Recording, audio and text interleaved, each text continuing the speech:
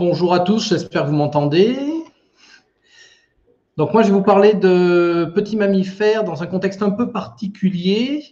Un peu comme Jean-François ce matin, ça n'a pas vocation à révolutionner la chose, mais on a pas mal d'observations de petits mammifères dans des nichoirs à chiroptères mis en place en massif forestier en Auvergne. Et l'idée était de vous faire un petit état des lieux de ces observations dans ce contexte particulier. Alors, tac. Donc, pour vous replacer un tout petit peu le contexte, il y a pas mal de secteurs qui ont été équipés donc, avec des nichoirs spécifiques à chiroptères. 4 secteurs qu'on va analyser ici en Auvergne. Le premier en plaine, en chaînée de plaine, en forêt de Troncé dans l'Allier. 2 autres secteurs sur des massifs de moyenne montagne du département du Puy-de-Dôme, donc le massif du Sancy et les monts du Forez, en limite Loire-Puy-de-Dôme. Là, c'est plutôt des secteurs de hêtraies et de hêtraies-sapinières, entre 1000 et 1500 mètres d'altitude. Et un 4e secteur en boisement d'étages collinaires dans le Cantal, dans le bassin d'Aurillac, où on est plutôt également sur des chaînées. C'est une action initialement mise en place par nos collègues de Chauves-souris Auvergne, dans différents programmes. On le verra à la fin, ça rentre dans des programmes d'espaces naturels sensibles, de sites Natura 2000, ou parfois même de mesures compensatoires de travaux routiers. Il y a un total de 195 nichoirs qui ont été installés, tous des nichoirs ronds en béton-bois pour les chiroptères. Quelques nichoirs plats également installés sur des ouvrages d'art ou sur des milieux rocheux à proximité. Tous ces nichoirs ont été installés selon la même configuration assez proche, c'est-à-dire une grappe de 10 nichoirs à chaque fois, avec des hauteurs variant entre 3 et 6 mètres sur les arbres. Sur certains sites, il y a des nichoirs spécifiques muscardins qui ont été mis en place, alors que des nichoirs bois maison, comme vous pouvez en voir un sur la photo à droite, avec une durée de vie beaucoup plus limitée, et parfois installés sur le même arbre qu'il y a au-dessus le nichoir à chiroptère. Alors, quelques détails des observations. Comme la cible initiale, ce ne sont pas les petits mammifères, ce sont bien les chiroptères. C'est vrai que passé un temps, c'était noté de manière un peu ponctuelle, suivant l'observateur qui faisait le contrôle des nichoirs. Donc, on n'a pas toujours des données très précises et très détaillées. On a toutefois un constat, c'est qu'on a des occupations entre guillemets non désirées par d'autres espèces que les chauves-souris, donc essentiellement les oiseaux au départ, beaucoup de mésanges charbonnières essentiellement, pas mal de frelons, européens essentiellement, mais on a de l'asiatique depuis quelques années, y compris dans les boîtes, et également pas mal de guêpes, et donc des petits mammifères qui squattent également ces nichoirs. 4 espèces à ce jour qui ont été observées sur les différents sites, du loir, du lérot, du muscardin et des mulots indéterminés à ce jour dans certains sites. Le squattage, entre guillemets, est très variable en fait d'un site à un autre, d'un secteur à un autre. Il convient de préciser que dans les démarches de suivi pour les chiroptères de ces nichoirs, il y a un bouchage de ces nichoirs qui est effectué à l'automne et un débouchage au printemps. Initialement, c'est mis en œuvre pour éviter les nidifications assez précoces des mésanges et s'assurer que ça soit libre pour les chiroptères quand ils reviennent. Bien évidemment, s'il y a des bestioles dans les nichoirs, ils ne sont pas bouchés. Mais voilà, les nichoirs vides sont nettoyés et bouchés à l'automne. Sur la forêt de Troncé, on a assez peu de petits mammifères qui ont été observés dans les nichoirs. 2 espèces sont concernées, mulot indéterminé, sylvestre probable sur ce secteur-là, et du lérot. Les nichoirs sont installés dans des parcelles matures, de l'ordre de 150 ans à peu près pour les arbres sur les parcelles où sont installés ces nichoirs. Et il convient de noter que le Loir est a priori absent de la forêt de Troncé. En tout cas, il n'a jamais été observé. Pourtant, il y a quelques naturalistes, mammalogistes qui ont quand même traîné en forêt de Troncé. Dans le département du Cantal, on a à ce jour une seule espèce qui a été observée dans les nichoirs à chauve-souris. Il s'agit de mulots. Ce sont les nichoirs qui ont été installés les plus récemment. Et c'est aussi un secteur où on connaît finalement très mal à la fois la répartition et l'état des populations sur les 3 autres espèces, sur les 3 gliridés. Dans le département du Puy-de-Dôme, il y a donc 2 programmes qui sont en cours. Un programme sur 2 réserves naturelles, les réserves naturelles de Chastré-Sancy et de Chaudefour dans le massif du Sancy, donc de chaque côté, de chaque versant de ce massif-là. Chastré-Sancy à l'ouest, Chaudefour à l'est. Là, sur ces grappes de nichoirs, on a eu les 3 gliridés qui ont été observés, parfois dans les mêmes grappes de nichoirs. Un nichoir squattés par une espèce et d'autres squattés par une autre espèce en même temps, en simultané. Sur les monts du Forez, c'est également deux vallées, alors là avec une orientation différente, une vallée orientée nord, une vallée orientée sud. La vallée du Fossat orientée nord et la vallée des Reblats orientée sud. Ce sont des sites à millefeuille administratif, Natura 2000, ENS du département du Puy-de-Dôme et certains nichoirs sont sur une propriété du Seine-Auvergne. Sur ce secteur-là, on a le Léraud et le Muscardin qui ont été observés. Il est intéressant de noter que sur ce massif, on suppose le Loir absent ou très peu présent. C'est un massif qui est largement dominé par du résineux. Et surtout, on n'a jamais eu de squattage par les mulots, alors que les deux espèces ont été identifiées via de la capture temporaire dont on vient de parler. Sur ces deux secteurs du Puy-de-Dôme, c'est là où on a le plus de données les plus intéressantes sur les petits mammifères. On a vraiment une régularité d'installation dans les nichoirs par le Léraud et le Muscardin, une régularité qui est vraiment notable, c'est quasi à chaque contrôle. Et on a en particulier la reproduction du Muscardin qui est régulière dans les nichoirs à chiroptères et à des altitudes, alors ça fait remarrer nos collègues alpins, mais qui sont relativement importantes pour l'Auvergne, 1400 voire jusqu'à 1600 mètres d'altitude quasiment. Je vous rappelle que nous, on plafonne à 1886 au sommet du Sancy, donc on est vraiment quasiment sur les points les plus hauts de la région. Alors, quelques hypothèses sur ce squattage et ces observations. Une fois encore, ça n'a absolument pas vocation à être très scientifique, c'est plus des relevés d'informations ponctuelles. On a fait un premier constat, c'est que le squattage des nichoirs par les chiroptères semble plus régulier, par les petits mammifères et les chiroptères également aussi, plus régulier en altitude qu'en plaine. Les pistes d'explication envisagées, c'est qu'il y avait peut-être moins de gîtes naturels, entre autres de micro-habitats arboricoles, des lisières qui sont moins présents, des taillis quasi absents sur ces zones de montagne. Et puis l'autre hypothèse est que les nichoirs à chiroptères utilisés en béton-bois, ils sont thermiquement favorables, y compris sur la période estivale où le climat des montagnes d'Auvergne peut être, on va dire, très changeant. Vous avez sur les deux photos en bas une vue de la vallée du Fossat et une vue de la vallée de Chastré-Sancy et de la Fontaine Salée. Vous voyez qu'on est quand même très haut en altitude et que les boisements sont des petits patchs dans les creux de vallée. Et il est intéressant de noter que pour les chiroptères, on a également une utilisation des nichoirs en altitude plus rapide qu'en plaine, mais que par contre, on n'a pas d'installation vraiment durable, entre autres pas de colonies de mise bas en altitude à ce jour, alors qu'on en a en plaine, entre autres en forêt de Troncé, pour pas mal d'espèces.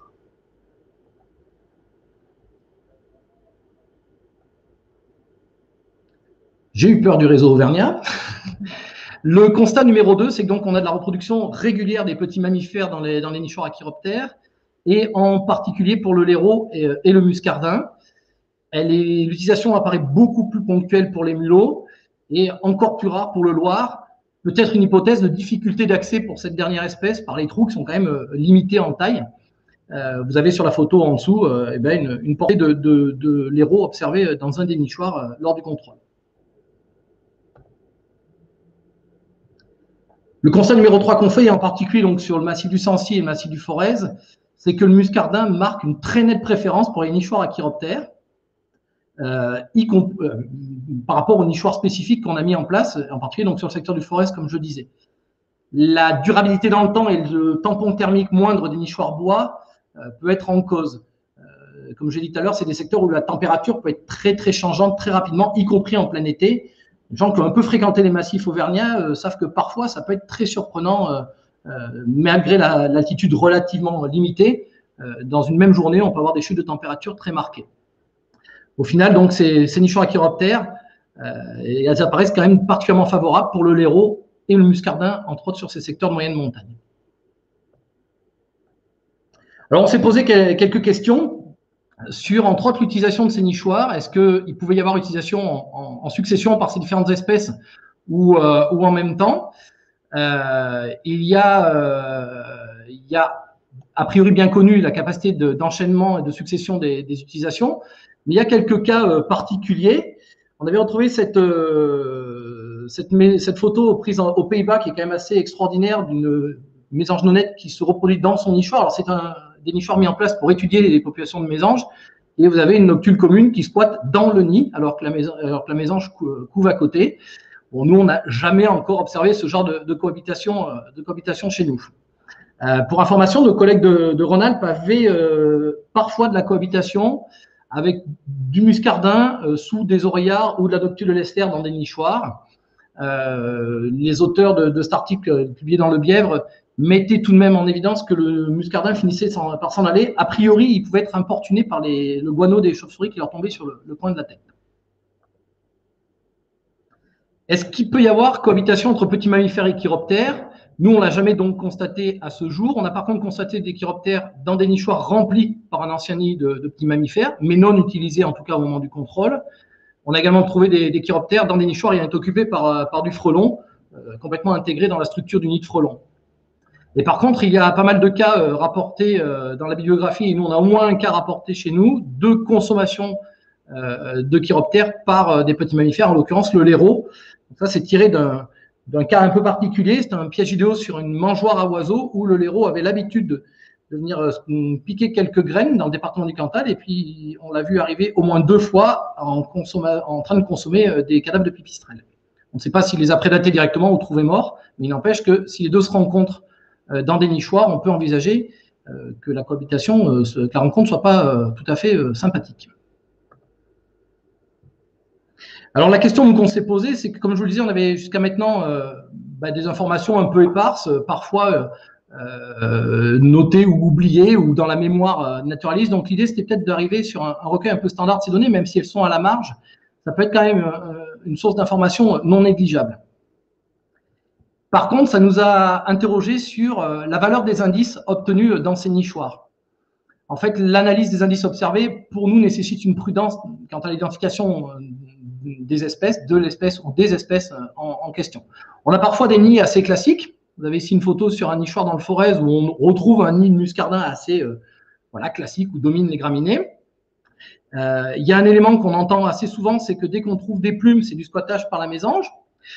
Non, parce qu'on vient de le voir, on peut avoir de la prédation, par les petits mammifères. Donc on a peut-être une mésange qui est passée, mais c'est peut-être fait également boulotter par le laireau. En Belgique, les collègues belges considèrent souvent que quand il y a de la mousse, c'est essentiellement le laireau qui y est. Effectivement, il semble être celui qui amène le plus de mousse. Mais vous allez voir par la suite qu'il faut quand même se méfier de l'identification trop rapide. Mousse égale laireau. Il y a quelques détails qui peuvent être assez surprenants. On a par exemple ce genre de recyclage de nid. Donc on a là un recyclage probable observé avec un nid assez classique de muscardin incrusté dans la structure en mousse d'un premier nid. Alors est-ce que c'est de la mésange ou du laireau? Nous, on ne s'avancera pas. Là-dedans, on a bien observé le muscardin en question. Donc c'est bien lui qui est venu squatter à l'intérieur. Donc il réutilise les matériaux, il recycle vraiment les matériaux existants ou déjà incorporés dans le nichoir.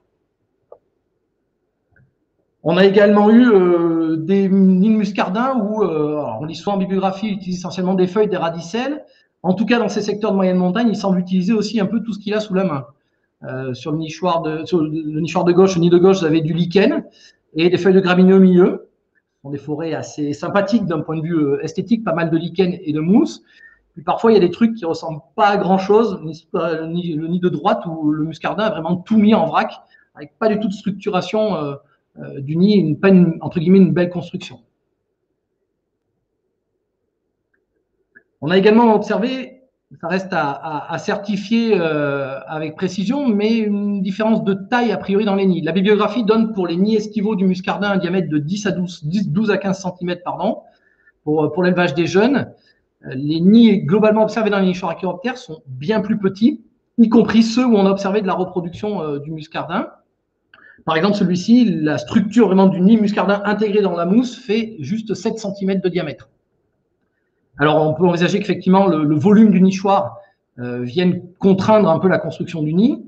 Mais pour autant, sur cet exemple-là, le muscardin n'a pas utilisé tout le volume disponible dans le nichoir pour pouvoir éventuellement faire un nid un peu plus grand. Alors, bien évidemment, on n'a pas de nid d'hiver dans les nichoirs, puisqu'ils sont bouchés pour la période hivernale. Après, il y a une question on a parlé un peu de déontologie sur la capture, il y a une question de déontologie qui commence à se poser chez nous au niveau des contrôles des nichoirs. Je rappelle juste que, au moins en théorie, les nichoirs ne peuvent pas être utilisés comme une mesure de conservation, mais bien comme une mesure d'étude, en l'occurrence des chiroptères arboricoles au départ. Par contre, on a régulièrement, donc pour les petits mammifères, des individus observés, alors soit en léthargie, qui dorment dans le nid ou sur le nid, donc une prudence quand on ouvre le nichoir avec ces individus. Globalement, souvent, on a le laireau qu'on a observé nous dormir sur le dessus, et vous pouvez descendre le bloc de nichoir, le laireau dort souvent assez profondément. On a aussi eu des individus qui s'enfuient et sautent, y compris depuis les 5-6 mètres de hauteur, sans aucun problème. Et puis, bien évidemment, la possibilité de présence de jeunes, plutôt en période estivale, mais qui est à prendre en considération. Donc, une prudence accrue qu'on a nous-mêmes accrue lors des contrôles de bouchage et de nettoyage des nichoirs. Et une vraie question éthique, une vaste question éthique, faut-il absolument enlever les nids vides au moment du nettoyage et du bouchage des nichoirs? Vous avez bien vu que je me garde bien de trancher la question. En guise de conclusion, il nous paraissait intéressant de nous rapprocher de nos collègues chiroptérologues sur des tels suivis qui pourraient avoir lieu dans d'autres régions pour inciter à la récolte de ces indices sur les petits mammifères. Déjà, rappeler les règles de prudence vis-à-vis de la présence potentielle de ces petits mammifères dans ces nichoirs au moment de l'ouverture. Rester prudent pour nous sur l'identification des indices, notamment en l'absence des individus dans le nichoir, et multiplier, pourquoi pas, les photos un peu tel que ça a été fait. Réfléchir, pourquoi pas, à des programmes futurs sur des nichoirs couplant chiroptères et petits mammifères. Pour l'information, nous en Auvergne, on a décidé de se rapprocher de structures, donc le groupe mammalogique d'Auvergne et Chauves-souris Auvergne, pour travailler à terme sur une fiche de retour des données concernant les petits mammifères qui puissent être intégrés à ces programmes de nichoirs, parce que finalement, c'est aussi des intérêts et des espèces, en particulier le muscardin, à statut qui ont été découvertes un peu de manière fortuite grâce à ce programme-là. Et dans des contextes où on ne l'attendait pas du tout, en haies très sapinières à 1400 mètres d'altitude, vous n'attendez pas forcément à avoir du muscardin voilà, dans des nichoirs. Je vais finir donc en remerciant tous les partenaires qui ont travaillé là-dessus, en particulier donc, nos collègues Chauves-souris Auvergne qui ont développé ces programmes, pour certains depuis plus de 20 ans en forêt de Troncé, entre autres, les 2 réserves naturelles de Chasse-Tré-Sancy et de Chaudefour, les parcs naturels régionaux Livre-de-Forez et les volcans d'Auvergne, le département du Puy-de-Dôme, nos collègues du Conservatoire d'espaces naturels d'Auvergne et la société Eurovia qui a mis en place les nichoirs sur le site du Cantal, voilà, le site dernièrement équipé. Et je vous remercie de votre attention. Je ne sais pas combien de temps j'ai mis, mais on est tout oui pour vos questions éventuelles. On va déjà prendre la première question. Merci Mathieu. La première question, en fait, elle concerne surtout le fait de boucher en fait les nichoirs, notamment Bruno Ulrich qui se pose la question, puisqu'en Alsace, sur un suivi de 100 gîtes chiro, avec un contrôle également en décembre, il y a de la présence de chiro en hibernation. Donc, est-ce que vous ne passez pas à côté d'une info qui sera intéressante? Alors, sur Troncé, les nichoirs sont contrôlés, mais pas forcément bouchés. Parce qu'on est en plaine. Par contre, à 1400-1500 mètres dans le massif du Cantal, du Sancy ou du Forez, l'hibernation est assez improbable. Il pourrait peut-être y en avoir, on ne peut pas garantir qu'il n'y en ait pas. Le problème, c'est par contre qu'on a énormément de squattage très rapide au printemps par les mésanges, donc jusqu'à maintenant, ça continue à être bouché. Par contre, bien évidemment, si toutefois on a de la présence visuelle à la fois de petits mammifères ou de chiroptères au contrôle automnal, on ne va pas boucher. Ça pose beaucoup de questions actuellement, aussi avec des hivers de moins en moins rigoureux, des périodes de redoux très marquées, le contrôle automnal qui finalement se décale de plus en plus sur plutôt le mois de début décembre, on va dire, et qui justement nous donne à observer entre autres du petit mammifère en début de léthargie hivernale dans les nichoirs. C'est un vrai questionnement. D'accord. Et tant qu'on est dans le type de nichoir, il y a une question sur les nichoirs à Tegman. Est-ce que, éventuellement, avec le réseau naturaliste en Auvergne, vous avez des retours sur le squattage de micro-mammifères dans les nichoirs à Tegman?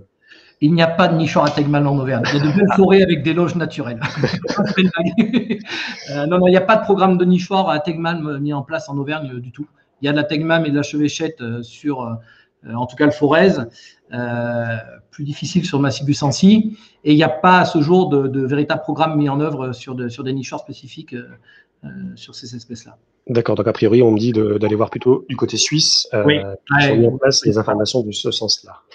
Et globalement, j'ai peut-être pas d'informations, mais sur tous les nichoirs que vous avez posés à Chiroptère, est-ce qu'il y a un pourcentage de squattage de micro-mammifères que vous avez constaté, toute espèce confondue Là, les données manquent de rigueur. C'est-à-dire que, comme pendant des années, en faisant les contrôles nichoirs Chiro, on a noté ni, voilà, ni, point d'interrogation. Souvent, c'était considéré comme la mésange. On n'a pas forcément un taux complet.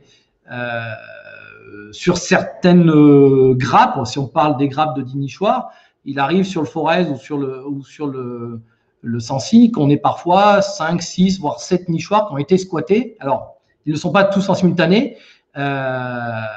mais par contre, qui peuvent être squattés, qui ont été squattés à un moment ou un autre, en tout cas remplis de nids. Il semblerait aussi, le Léraud a l'air assez spécialiste, qu'il puisse remplir un nichoir, puis ça lui plaît pas, il passe au nichoir d'après et ainsi de suite. Donc, ils sont pas forcément squattés en tant que tels, mais ils sont complétés avec un peu de matériaux à l'intérieur.